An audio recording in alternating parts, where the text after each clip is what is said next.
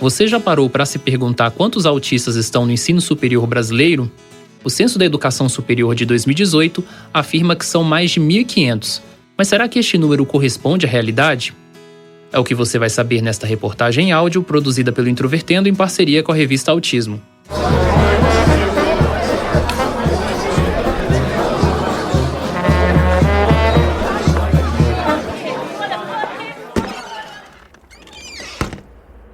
Introvertendo, um podcast onde autistas conversam.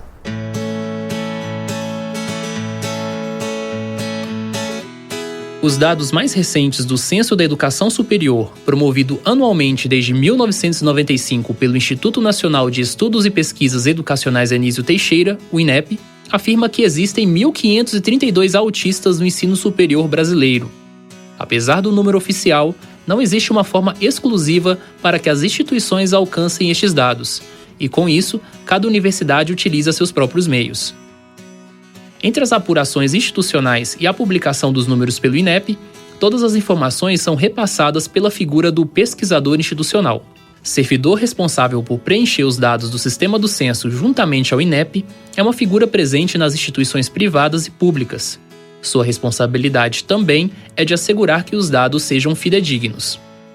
Além das dificuldades relativas à precisão dos números, o Censo da Educação Superior leva em consideração a 4ª edição do Manual de Diagnóstico e Estatístico de Transtornos Mentais, o DSM, de 1994, ao invés de sua versão mais recente de 2013. Também utiliza como critério o CID-10. E como consequência, o transtorno do espectro do autismo, o TEA, é subdividido em categorias em atual desuso. Em entrevista, o INEP justificou que o questionário será modificado em 2021. Fora sua importância estatística, os dados do Censo da Educação Superior colaboram na criação e execução de políticas públicas, como o Programa de Acessibilidade na Educação Superior, o Incluir. Mas, sem precisão de dados, a implementação de políticas é prejudicada. Neste sentido, a equipe procurou funcionários de acessibilidade e inclusão em 3 universidades federais de 3 regiões do país para saber quais são as dificuldades em torno de saber quantos autistas há em suas instituições. A Universidade Federal de Goiás, a UFG, uma das principais da região centro-oeste do país, não possui o número exato e confirmado de autistas em seu corpo de estudantes. Os dados do INEP retornaram, em 2018, 5 alunos com síndrome de Asperger e 2 com autismo infantil em todas as instituições federais do estado de Goiás. Mas só na UFG de Goiânia estima-se que haja mais de 10 autistas atualmente matriculados. Ana Cláudia Antônio Maranhão Sá, atual diretora do Núcleo de Acessibilidade da UFG, afirma que há um desafio institucional. No ato da inscrição, por exemplo, os estudantes identificam suas deficiências. Os dados são repassados para o núcleo, que checa anualmente cada declaração por meio de ligações ou mensagens de e-mail.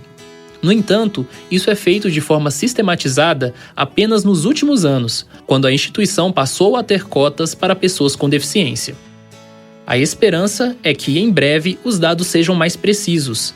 Ana afirmou que, para isso, procurou a Diretoria de Gestão Técnica da Universidade, a qual, por sua vez, solicitou dados para o Centro de Recursos Computacionais, o CERCOMP. As planilhas geradas demonstraram diferenças em 3 diferentes pontos da matrícula dos estudantes: confirmação da matrícula online, matrícula presencial e atendimento pelo núcleo no sistema de cotas. Por isso, solicitou uma customização do sistema prevista para até o final de 2019. Hoje, os gráficos ainda são confusos. Os dados referentes a estudantes com deficiência são divididos em 5 categorias, parte delas genéricas, entre elas deficiência intelectual e não informado/não especificado. Membros do núcleo acreditam que os estudantes autistas possam estar distribuídos, sem maiores critérios, nas 2 categorias. Além do autismo, o diagnóstico de altas habilidades envolve problemas parecidos. Ainda as universidades estão caminhando, estão começando a ter uma realidade que esses alunos eles estão tendo o acesso. No entanto, os diagnósticos muitas vezes não são fechados corretamente. Além de não estarem fechados corretamente, tem muitos que não acionam o sistema, por exemplo, do núcleo de acessibilidade. Acaba colocando a UFG, né, como exemplo, acaba que nós desconhecemos esse aluno que está dentro da universidade, no entanto a gente não consegue dizer exatamente quem ele é, porque ele não nos procura, ele passa às vezes despercebido pelo sistema, e onde ele poderia estar assistido pelo núcleo, onde esse estudante ele tem sofrimento, ele tem dificuldades, no entanto ele fica lá dentro da unidade acadêmica dele sem acionar o núcleo por desconhecimento da unidade, do professor e assim por diante. Então nós faltamos muito ainda, temos muito que caminhar em relação a números, e eu fico incomodada. Eu acredito que esses números eles devem ser divulgados e corretamente, porque só no momento que ele for divulgado e corretamente nós conseguiremos trazer políticas para esse público que nós temos que atender, sem dúvida alguma. Questionada sobre as razões pelas quais o INEP divide em autismo infantil e síndrome de Asperger, ao invés dos 3 graus do TEA proposto no DSM-5, Ana foi cautelosa. Porque eu penso que o INEP, como um órgão grande, ele não chega nele essa especificidade. E eu fico em dúvida se a pessoa tiver a oportunidade de entrar num site lá e ele mesmo se autodeclarar, se ele estará fazendo isso corretamente, por falta de informação. Às vezes o próprio indivíduo ele não tem a informação da especificidade, né? O Incluir, Núcleo de Inclusão e Acessibilidade da Universidade Federal do Rio Grande do Sul, a URGS, não possui precisamente o número de autistas presentes na instituição. Em entrevista, a psicóloga Camila Menezes Ferreira Guerreiro afirmou que 2 estudantes eram acompanhados pelo núcleo e um deles não está mais com a matrícula ativa. Bom, primeiramente, a universidade não dispõe de um mapeamento geral dos estudantes com deficiência que nela ingressam, né? O que acontece o que a gente tem registro na universidade é do número de cotistas, né? De pessoas com deficiência, das pessoas que entram por cotas, né? Mas isso não é de responsabilidade do nosso setor. O que a gente pode estar te informando aqui é o número de pessoas com deficiência atendidas pelo Incluir. No caso do autista, por exemplo, né, que chegam até nós, que é uma demanda espontânea, eles nos procuram. Então, no caso do autismo especificamente, nós temos 2 pessoas com TEA que foram atendidas pelo nosso setor, sendo que uma não está estudando mais, né, trancou o curso, e o outro continua estudando.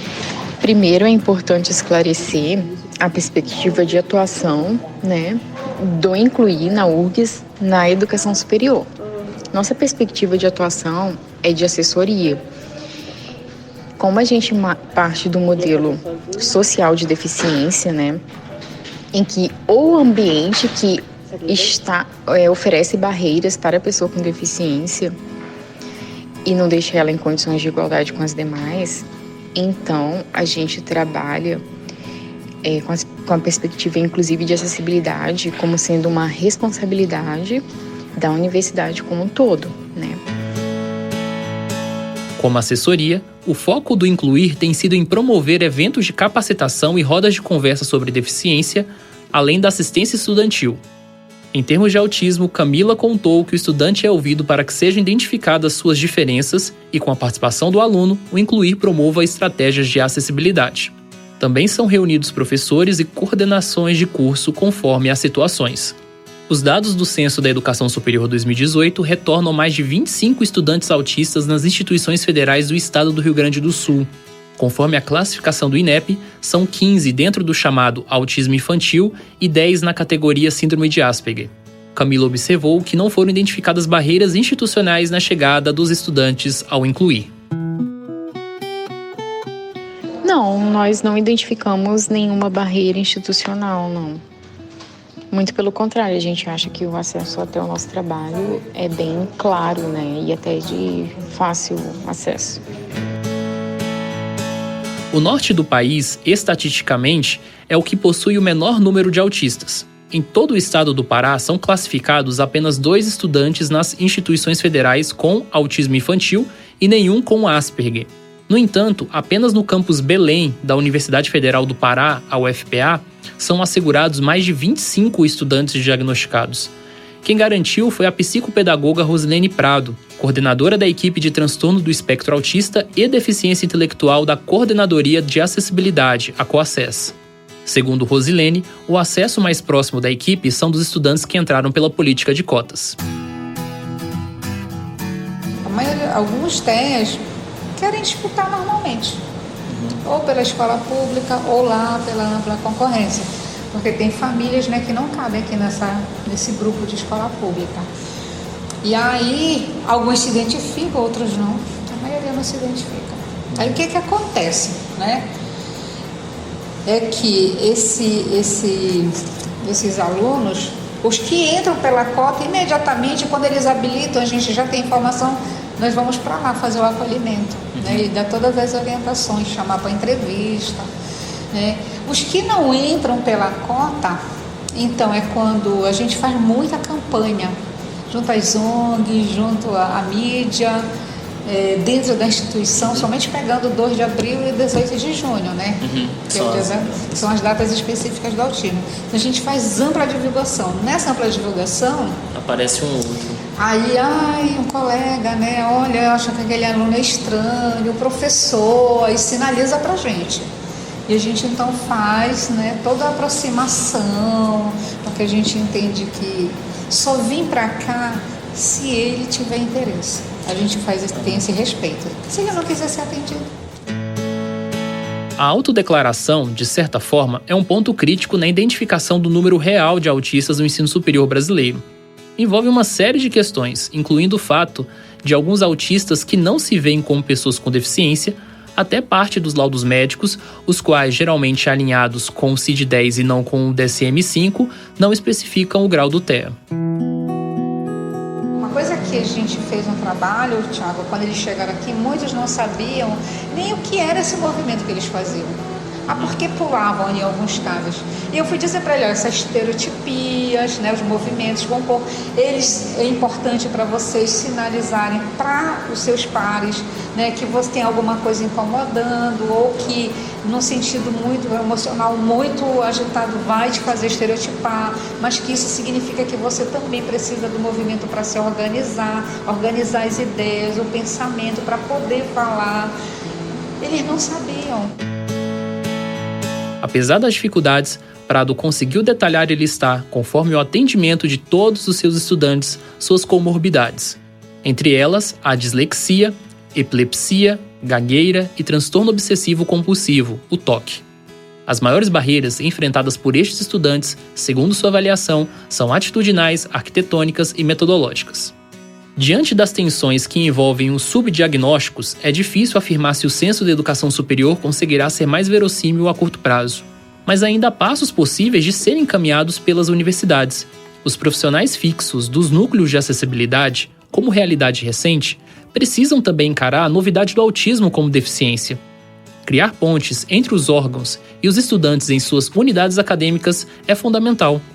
A figura do pesquisador institucional também, de certa forma, precisa dialogar mais frequentemente não apenas com os sistemas de gestão acadêmica, mas as instâncias que diretamente lidam com a temática da inclusão. São pequenos passos, mas pontos fundamentais para que mais tarde autistas figurem melhor nas estatísticas e, consequentemente, nas políticas públicas. Esta reportagem, produzida por Thiago Abreu, contou com revisão de Francisco Paiva Júnior e Márcia Lombo Machado. O conteúdo em texto também pode ser lido no site da revista Autismo e também na edição de dezembro de 2019.